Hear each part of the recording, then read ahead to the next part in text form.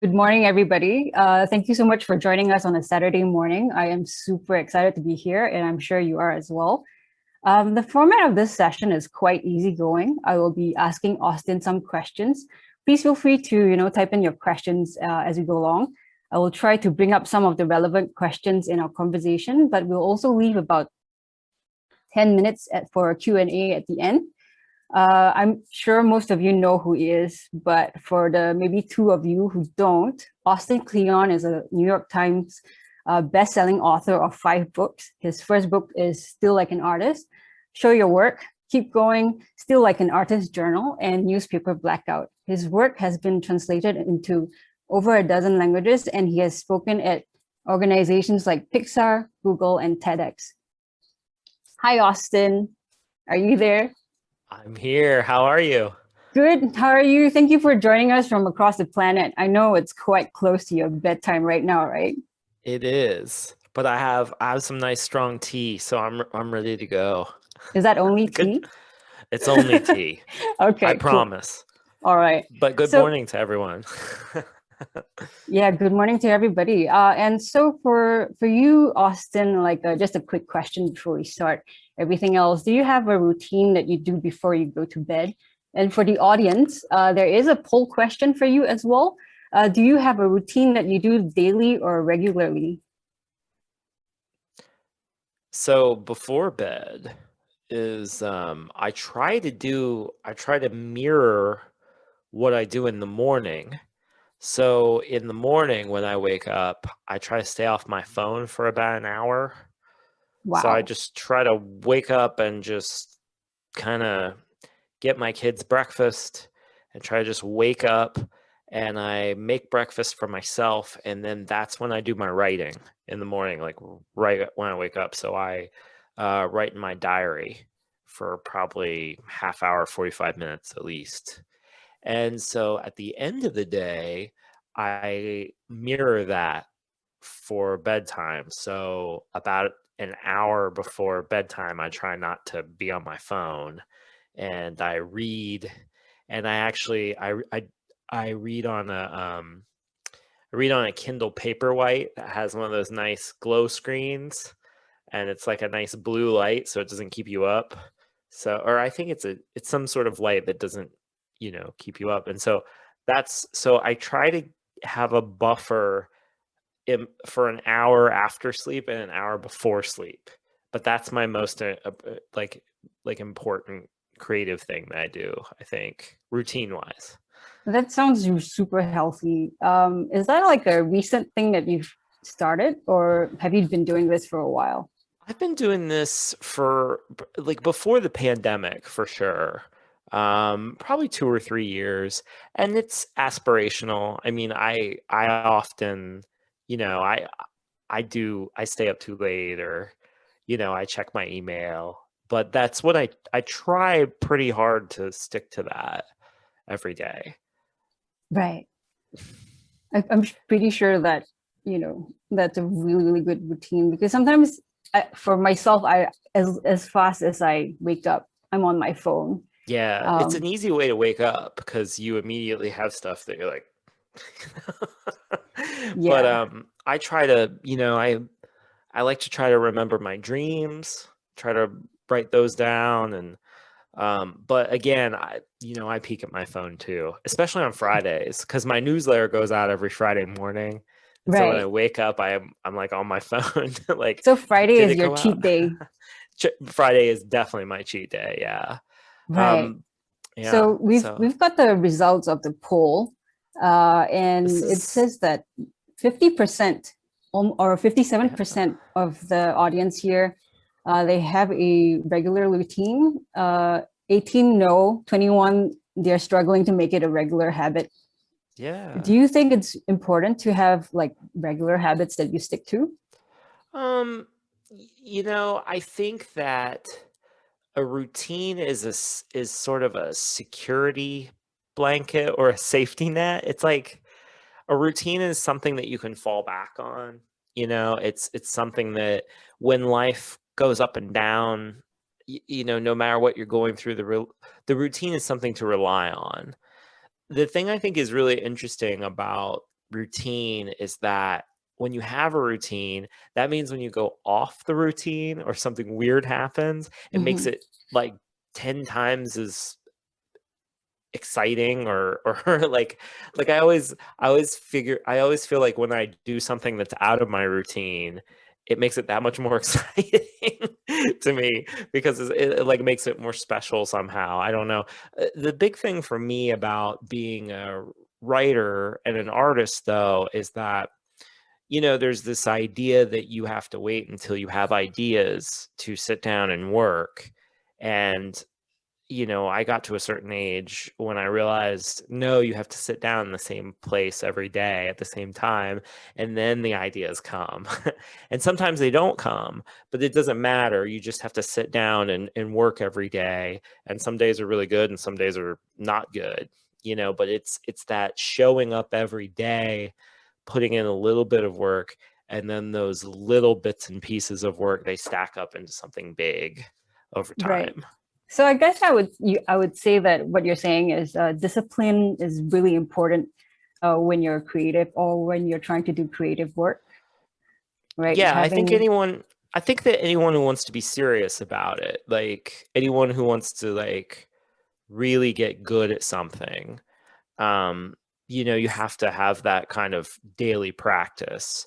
Like if you were going to be, if you were an athlete, if you were going to run marathons, you wouldn't just run on the weekends. You wouldn't just run when you felt like running. Yeah, Or like if you practiced a martial arts or something, like you have to practice every day. And so, but I will say that I think that discipline, and this is something I say to people a lot, is discipline is really easy when there's desire.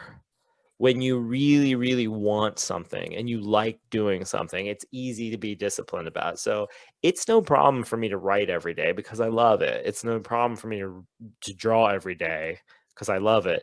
It's really hard for me to stay on a diet because I hate not eating. Right? all the So good that's really things, all the hard. good tasting things are the worst Yeah. for you, right? So yeah, Yeah, so like doing push-ups every day is hard for me because I don't really want to do push-ups, you know what I mean? So it's easier sometimes when artists talk about discipline or their routine, I mean, you have to remember this is what they've chosen to do with their lives. So it's it's kind true. of like, me saying I write every day no matter what. It's like, oh darn, I have to go write. That's like what I've chosen to do with my life. So discipline is very easy when there's desire. Right. And I guess like a lot of people kind of forget that sometimes all the other aspects of your life also supports your, creativity. For example, having a Yeah. good diet, good sleep, Yeah. exercise, and then it helps you be more alert and, so on and so forth. So going back to your books, right? You've made so many books and they're all amazing. Your Thank first you. book was published in 2012. So you've been writing about creativity for almost 10 years now. Yeah. How would you define creativity, and have you changed your views on it, like from 2012 to now? it's interesting that word is so it's have you ever looked at a word so long that it doesn't mean anything to you anymore? Have you ever noticed Yeah, that? If you yeah, and stare like at the a spelling word looks weird. and it looks like it's wrong, Yeah, yeah, yeah. that's sort of how I am with creativity now. It's almost like it don't even really it gets used so often. To me, it's very simple. It's taking things in the world that are in front of you and are in front of everyone else and making something new out of them.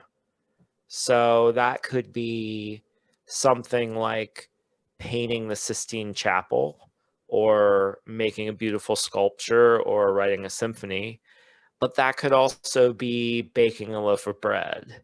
It could be building a treehouse for your kids. It could be kids playing with Legos. So I have a very, very broad definition of creativity. And I think a lot of that came from my upbringing. I grew up in the country, like in a very rural area in the middle of a cornfield in Ohio, here in America. And Sounds so, awesome.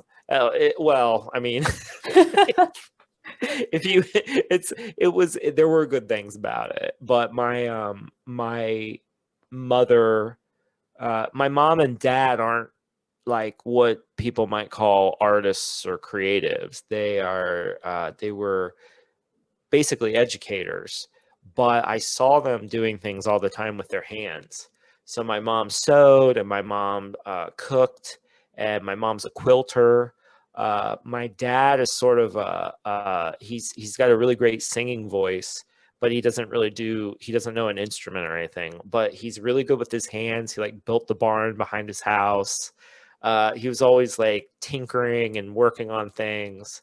And so I think I grew up watching my parents use their hands a lot. And I think that's where I don't have very like lofty ideas of what creativity is. I see creativity happening all the time in the regular world. Now, creativity is different than art, of course, but that's why I like, that's why I think my books are very expansive, that they see creativity in a lot of different fields. And I think that's why the books speak to a lot of people in different fields. Right. And I think that's a really important point, because I think people tend to think of creativity as art or leading to art. Right, So like it right. has to be painting or crafting or something like that. And sometimes I meet people in, workshops that I hold, and then they'll go like, hey, I'm not creative at all. I don't have an artistic bone in my body. I don't Right. know how to be creative. Have you met people like that? And how do you convince them otherwise? Oh, yeah. I meet people like that all the time. I think a lot of it comes from, at least in, I think a lot of it comes from school. I think a lot of times when we're young, every young child is creative. Like all babies, all toddlers, every 4-year old is a very, very creative being. And as time goes on, some of us sort of stay in touch with that sort of raw childlike wonder and ability to see possibilities and things like that. And some of us get more adult like, I guess, or we're more like, you know. But I think everyone has access, because everyone used to be a child. Everyone has access to that kind of childlike sense of play and looseness and wonder and being able to look at the world with fresh eyes. You just have to relearn it. So I think now people have different talents, and yeah, there are people who are more creative than other people, but I think everybody sort of has the ability to use it for something.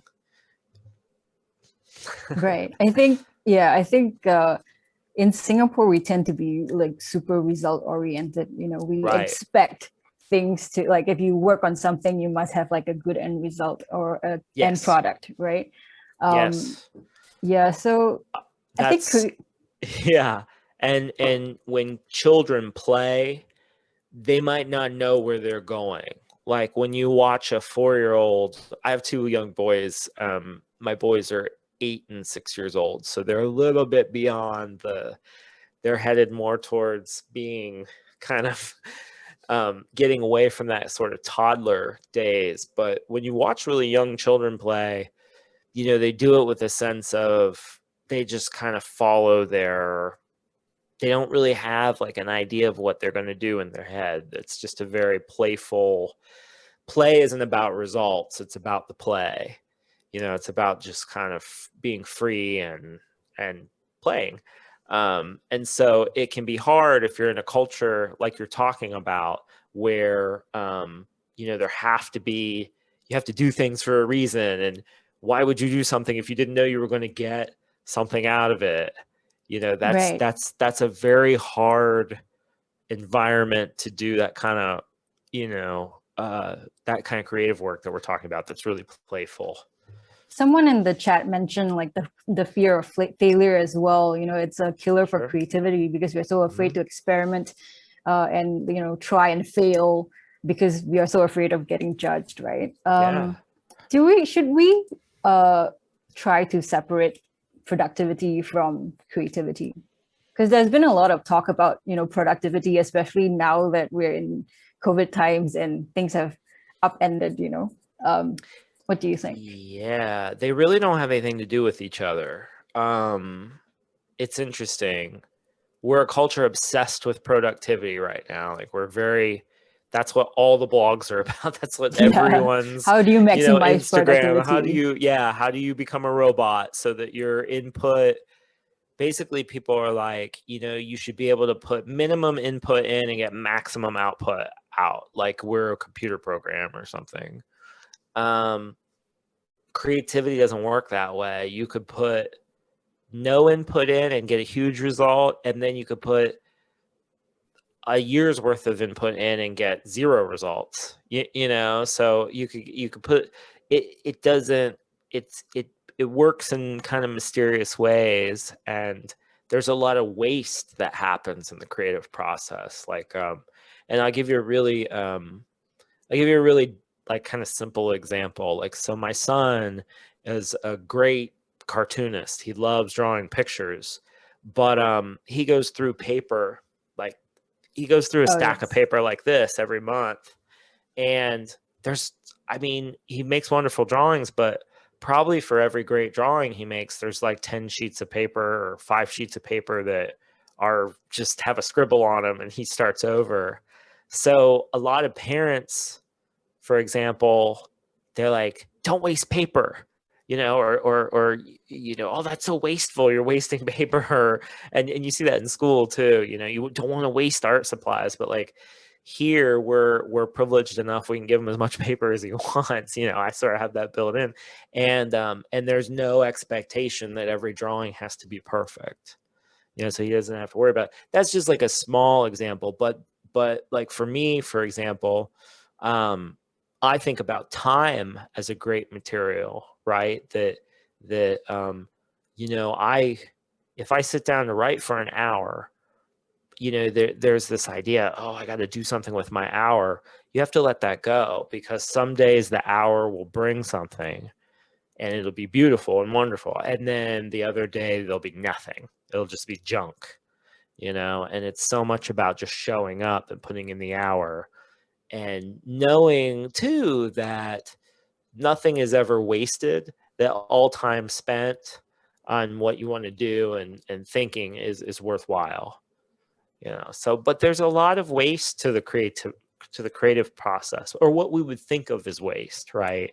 What looks like wasting time I think or a lot of it materials. could look like waste, Yeah, or wasted effort maybe, because yeah, you're trying to get like a good thing out, and what you're making is not hitting your expectations, right? And then you right. think to yourself, oh, that's another 2 hours wasted. Yeah, I think that is a mentality that most creatives I know have, because we are usually really hard on ourselves. sure. Definitely. You're often your worst critic. Yeah, just this impulse to be good, to make things that are good is that's actually one way to get away from, if you're blocked, if you're having trouble working.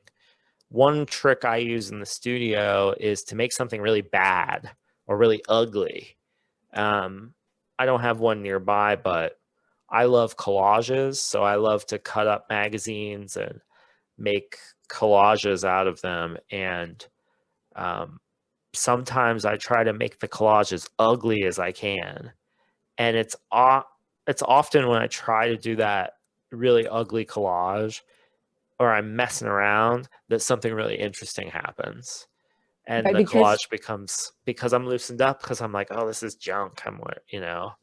And that's a great way to trick yourself into working, is to say, oh, I'm just going to make something terrible and I'm going to is it throw it out afterwards. is it possible to trick yourself consistently though?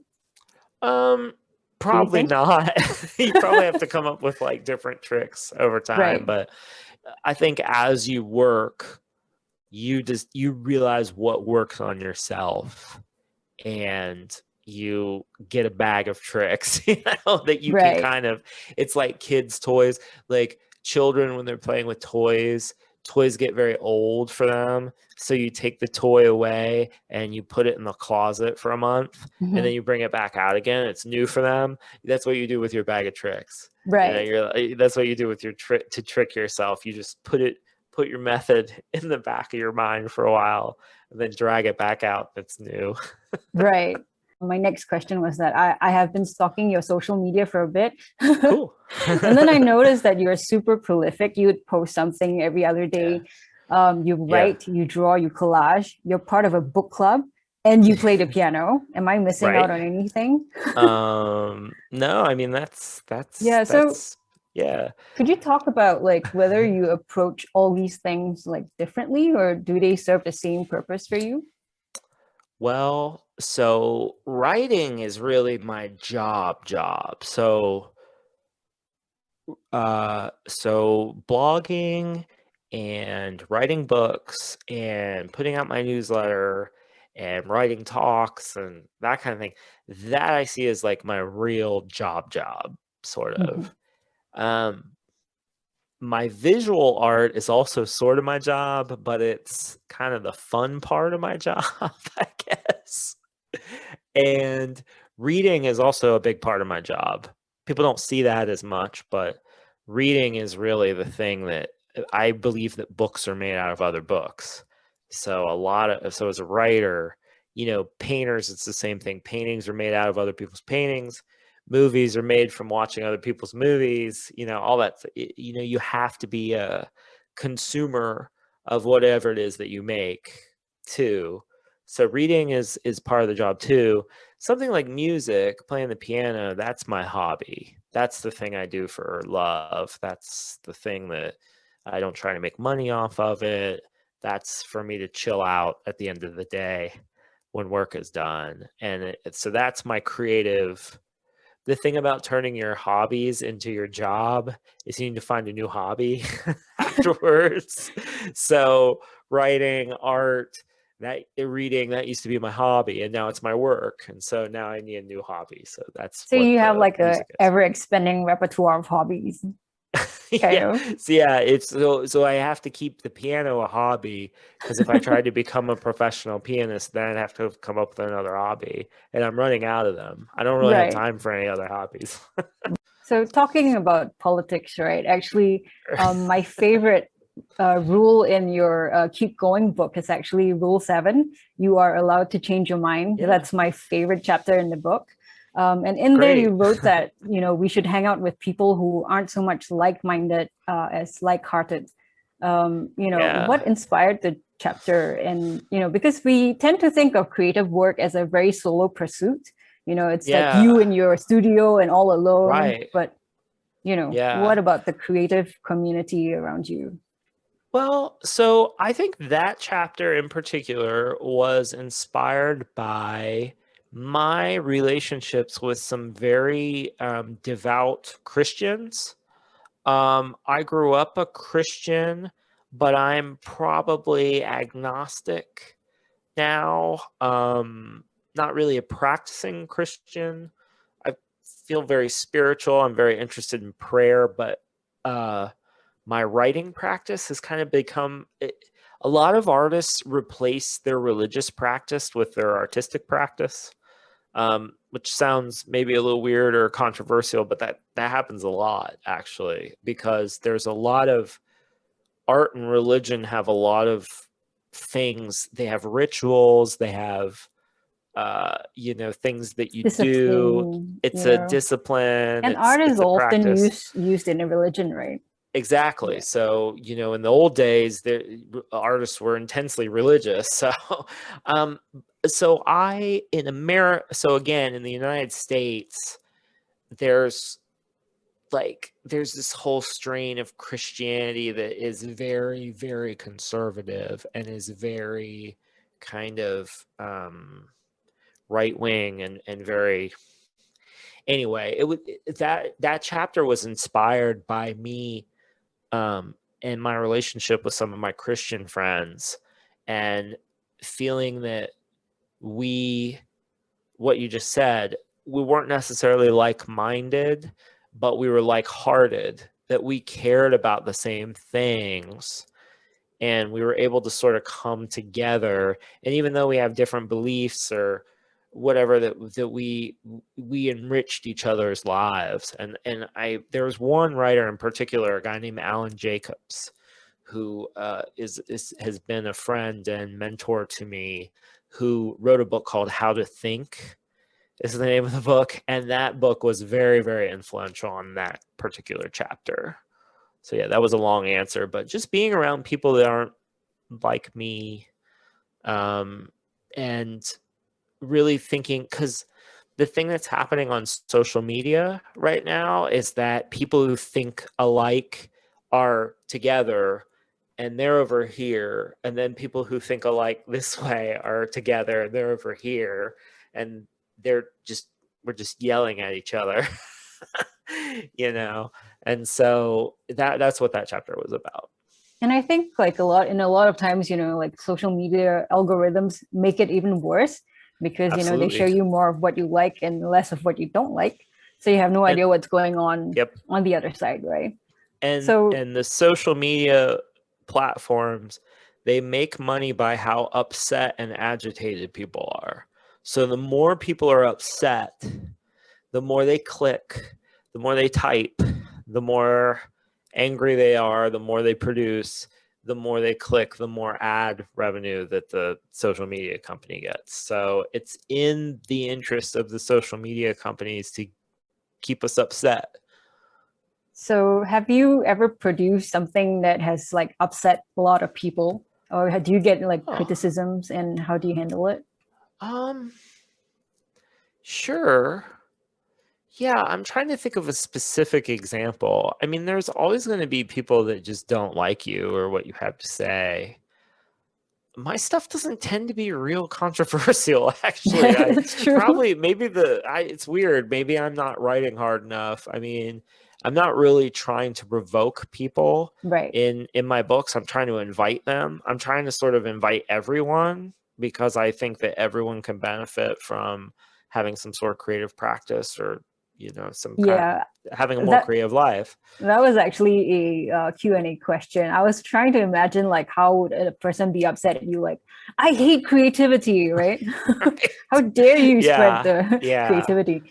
Um, Um, I get, people get upset, for I don't know. I don't get too many, probably on Twitter. Sometimes I say things on Twitter I probably shouldn't, like everyone else. That's probably Twitter the is worst. a Yeah. dangerous space. It brings out the worst in a lot of us. Mhm. But no, I have a really pleasant readership. When I actually go out on tour, like when a book is out and I like travel around, I just meet the nicest people. Most people are extremely nice that I meet. I've just been really blessed that way with a really nice readership. But I also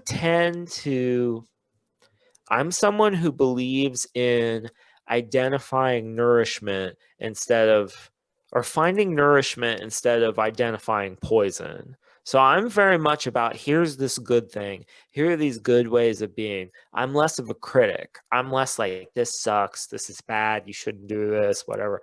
I'm more about celebrating things that I think are good and true and beautiful. And when you sort of focus that way, there's a place for criticism for sure. And I love reading writers who are more about like, being critical of stuff they don't think is good, or being critical of the government or whatever it is. But my stuff is more about celebrating beauty and art and creative stuff. And I think that just sort of like, it's kind of non-controversial. Although now that I'm saying that out loud, I'm like, I feel like sort of a failure because I'm not controversial. Do you think like art or the stuff that we produce has to incite reaction though? I don't think it has to. I think art can be made and just sit, and not do anything. But I think that really great art changes you somehow, that you are changed even just a little bit. The greatest art, you see it and you spend time with it, and when you walk away, you see with the eyes of the person who made the art, because that it changes you somehow. You go someplace and you come back changed. So that's the best art. And I think the art that stirs people up is the art that has the biggest change, the art that changes people the most. that's the art that's probably the most controversial, I would say. Right. I think so as well. I mean, sometimes I've seen something that, uh, on first glance, you don't really pay much attention to it, and then you get drawn into it, and then Yeah, you feel like you're a different person, like you just that's went the through an best. experience. Yeah, Yeah, that's the yeah, best. That's my favorite experience, actually. I love it when I see something, I'm like, or like, yeah. it's fine. And then it gets stuck back here, and I go back to it. And eventually I'm like, how did I ever dismiss this? That's the best. Right, There's an art critic named Dave Hickey, and he says, when something you think isn't your thing becomes your thing, it is like the most optimistic thing in the world, because you're like, I can change. I can, right. there's more to me than I thought. I love this thing that I never thought I'd love. My And world has then life, expanded. yeah, and then life becomes interesting again. Yeah, I totally Yeah. agree. And I think that's like one of the most beautiful thing about art, right? And or like creative pursuits. Sometimes you think, you fit in this box, and then you find out that you are a lot more than that box, right? Actually, yeah, and if you want to go like sort of deep and spiritual with it, I mean, art is really about transcending this Right. and to understanding how connected everything is, and how you are much bigger than you think you are, and smaller, but you're connected. You're Like expansive. I think there's that, sort of universality when your art connects with more than Yes. yourself, and your Yes. experience becomes like experience of many, many other people, right? Yes. And one of my favorite things about art is that it's in the particular, it's in the very specific and unique that we find the universal. That Yeah. it's someone's very unique, specific experience that when you read about it, or you experience it. Or like music, right? Exactly. Yeah. Yeah. The more particular, the more precise, the more unique music is, the more the more universal it is. It's Yeah. really weird how it works. It shouldn't work that way. It should be like, oh, here's something you've heard all the time, Yeah, It's yeah. like that very particular specific thing that really blossoms and spreads. It's a weird thing. And I think that's something that you don't expect as someone who creates, because you're like, oh, Yeah. I'm talking about my super, super duper specific experience. And Yeah. then in the comments, that's when you always get like, oh my God, I felt that, this is Yeah. exactly how I felt, or Yeah. I went through that. I think the hardest thing about being an artist sometimes is that you think everything you love in other people's work is some of the hardest stuff to pull out in your own work. Mhm. You'll be like, I love how fearless they were in this, or like, oh my gosh, this is so rough and raw. I love it. Or like, man, they really went for it on this. And then that's the hardest thing to do in your Yeah, own being like work. vulnerable and Yeah, raw, right? like, oh, I love, or like, oh wow, I don't, so we want this stuff from other people's work, and then we're bad about letting ourselves operate in a way that would bring that about in our own work. Do Yeah, you that's the really feel hard part. like social media impacts your work in some ways? For myself, I notice that, sometimes when I do like super raw and vulnerable stuff, I get lots of likes and Yeah, comments. And then I'm like, maybe I should make more, even though I don't feel like I want to make a happy piece the next time. Do you yeah. feel that? Does that I think impact you at all? yeah, I mean, I think the hardest thing about social media is that my best work doesn't get the work I think is my best work doesn't Yes. get as much. It's, people like very, social media is very much about simple, shareable, immediately graspable art. And so art, visuals that just you immediately know what they are, and you know what they stand for, and you can say I like this or I don't. Mhm. It's not a great place for like subtle. That's why I think some artists, it's there are some artists who make subtle interesting work that they grasps that social media, they just like, they won't even bother posting their own stuff. They'll just post videos of them or video of them working or something. They won't bother trying to just post their pieces on their own, Right. because they know that that's not what people are coming to social media for. I don't think people actually come to social media for art.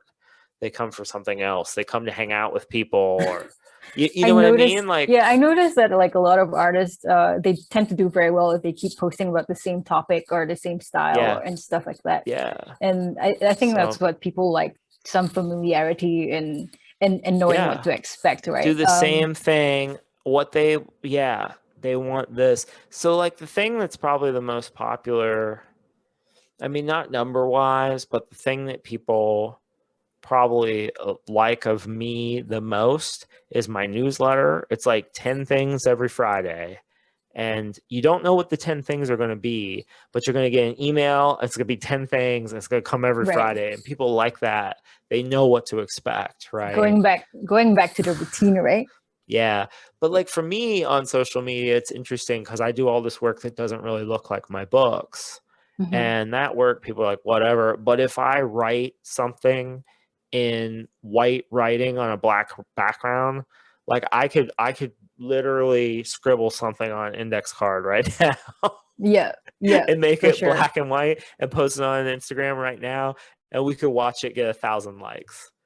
Right. It would just do that because that's people be like, oh, that's his, Austin because that's Kleon. Yeah, that's what they're expecting yeah, from me. And it's not because they're shallow. It's not because people are shallow or anything like that. It's just that's what Instagram is. Think about when you're on Instagram. You're just like, oh, yeah. it's not. It's I think so people like that's familiarity, which is yeah. not great for creativity, I would say, in a way, No, right? Because it's kind of no, the opposite spectrum.